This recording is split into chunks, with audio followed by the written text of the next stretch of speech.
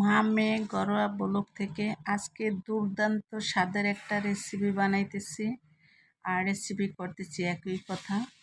তাই আসসালামু আলাইকুম, সবাই কেমন আছেন? আপনাদের সাথে আছি আমি মা মেয়ে ঘরোয়া ব্লগ। দূরে এবং কাছে আমার প্রাণপ্রিয় ভাই বোনেরা, আপুরা, বন্ধুরা যে যেখানে আছেন, আশা করি সবাই ভালো ভালো আছেন, সুস্থ আছেন এবং নিরাপদে আছেন। আপনাদের ছোট বড় সবার দোয়া এবং ভালোবাসা আলহামদুলিল্লাহ আমিও আমার ফ্যামিলির সবাইকে নিয়ে ভালো আছি।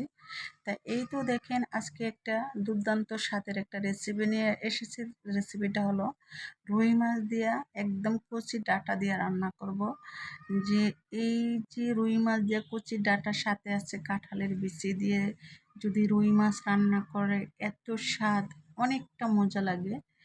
আর আমি আসলে আগে পরে কখনো খেয়েছি বা এখনো খাই। আমি আমার কাছে অনেকটাই মজা লাগে। যেমন ডাঁটা দিয়ে রুই মাছ দিয়ে রান্না করলে বেশ মজা লাগে। আর ডাঁটাগুলো কচি হতে হবে, কচি হলে বেশ ভালোই হয়। আর এই তো আমি কড়াইটা দিয়ে তারপরে সাদা তেল দিয়ে দিলাম, দিয়ে তারপরে আমি এখন মাছগুলো ভেজে নিলাম, ভাজতেছি। আর আরেকটা কথা বলে দিই বন্ধুরা, একটু মানায় নেবেন, কারণ হচ্ছে দিনে আমি বয়সটা দিচ্ছি, চারপাশের শব্দ, মানে কি বলবো, আমাদের দুই পাশে দুইটা বিল্ডিং করতেছে, তো তাই ওই বিল্ডিংয়ের যেমন অনেকটা শব্দ, রড কাটে, ইট ইট ভাঙে, এসে মানে বিভিন্ন, মানে বাড়ি করলে কি হয় তা তো বোঝেনি, অনেক শব্দ। তাই সময় দেখা গেছে যে কখন বয়স দিব আমি এরকম কোনো সময় দেখতেছি না।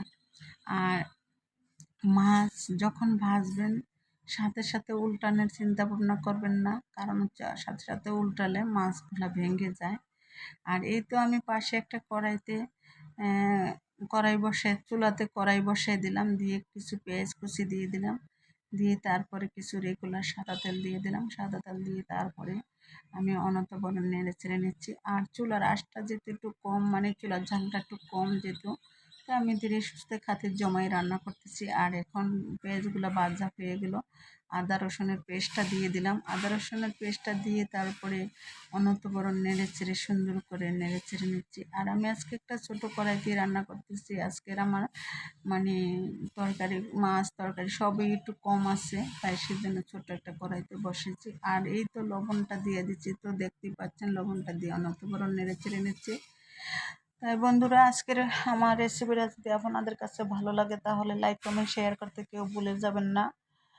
আপনাদের একটি লাইকে আমাকে অনেক দূরে এগিয়ে নিয়ে যাবো। আপনাদের সাপোর্টে আমি এই পর্যন্ত আসছি, আর বাকি দিনটা আশা করি আপনারা সাপোর্ট দিবেন। সাপোর্ট দিলে আমি এগিয়ে যেতে পারবো। তাই বন্ধুরা, পাশের বেল আইকনটা বাজায় দিবেন। আর দেখা গেছে পরবর্তী ভিডিও পাওয়ার অপেক্ষায় থাকবেন, যে আমি যে পরবর্তী ভিডিও দিতে পারি, তাই সেই অপেক্ষায় থাকবেন।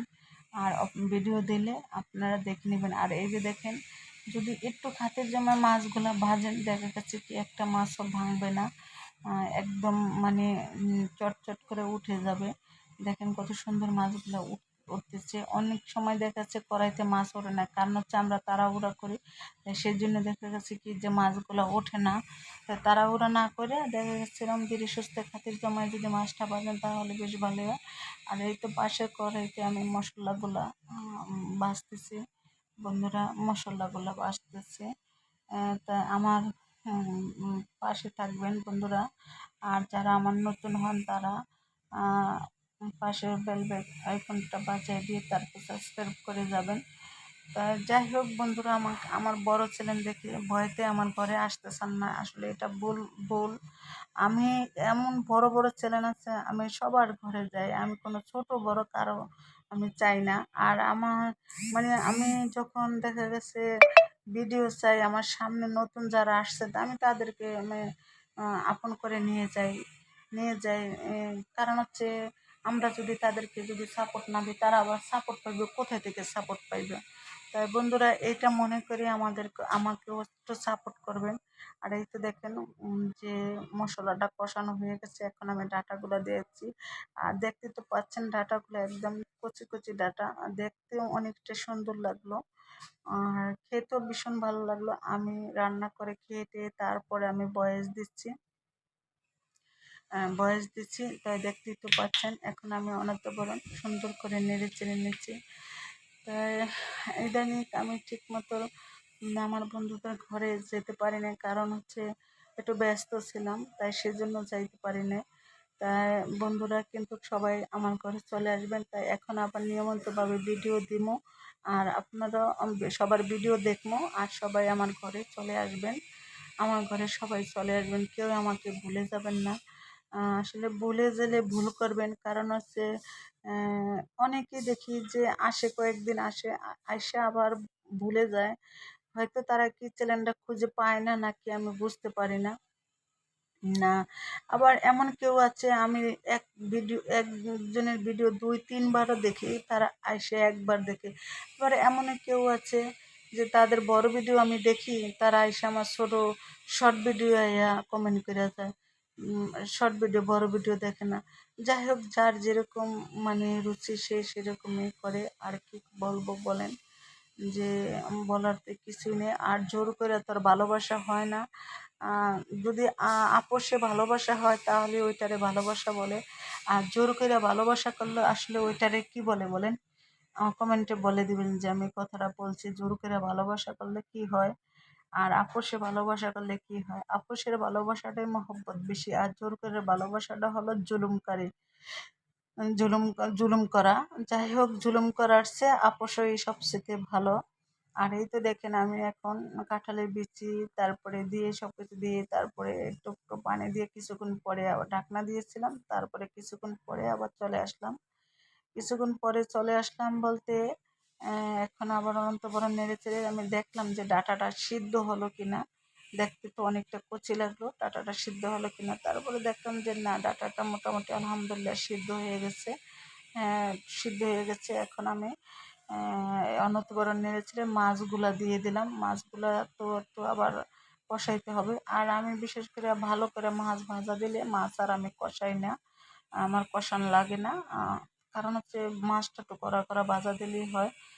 আর এই তো এখন আমি মাছগুলা দিয়ে তারপরে সুন্দর করে তারপরে একটু নেড়ে চেড়ে দিব। আর কড়াইটা ধুয়ে একটু পানি দিব, কারণ হচ্ছে একটু পানির প্রয়োজন আছে। পানিটা না হলে মাছটার ভিতরে জোশটা যাবে না। আর আমার রেসিপিগুলো হলো যারা নতুন রাঁধুনি তাদের জন্য, আর বেচালার জন্য, একদম শর্টকাটের ভিতরে যে রান্না করতে পারে তার তার জন্য আমি এই রেসিপিগুলো করি। যে আমার যে আপুরা, অনেক নতুন নতুন আপুরা আছে, রান্না করতে আসলে অনেকটা দ্বিধাবোধ করে, মানে পারতেছে না। তাই দেখা যাচ্ছে এর একটা ভিডিও দেখলে রান্নাটা করতে বেশ ভালোই পারবে। আর যেমন বেচালারা, যে কত ভাইয়া আফুরা বেড়াইতে জায়গা, ভাইয়ারা রান্না করতে পারে না, না খেয়ে থাকে, হোটেলে যেয়ে খায়।